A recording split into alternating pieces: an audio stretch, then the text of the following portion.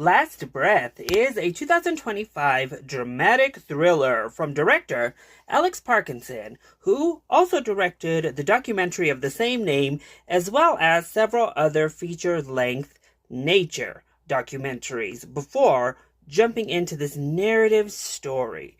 The film stars Woody Harrelson, Finn Cole, and Simu Liu, and tells the true story of a deep dive gone horrifically wrong.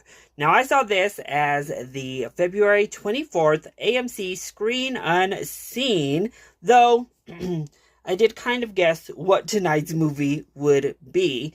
And overall, I think it's a solid film. By and large, it's nothing groundbreaking. A lot of these themes we've seen before. We've seen a little bit more thrilling versions of deep sea dives or being stuck on the bottom of the ocean stories or out in outer space stories. So it doesn't really break new ground in any significant way there. However, I do think the story itself is very compelling. I think Woody Harrelson is solid here, though the rest of the acting is a little bit wooden from our main crew. I actually really enjoyed what was happening up in the actual ship. I thought that was interesting.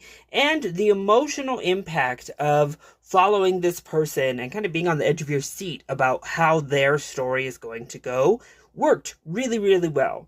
What didn't work, really at all for me personally, was the marriage stuff, the stuff with the fiance.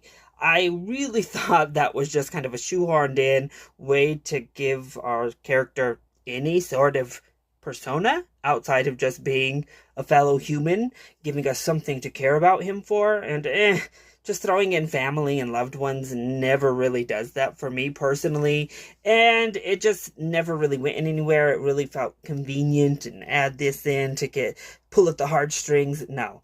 And I do think the cinematography is just okay. The direction is also just okay, but I overall enjoyed my time with the story itself and found myself actually getting quite invested in the true life details that were playing out on screen. Of course, it's always nice to see the actual folks that went through these events in real life during the credits.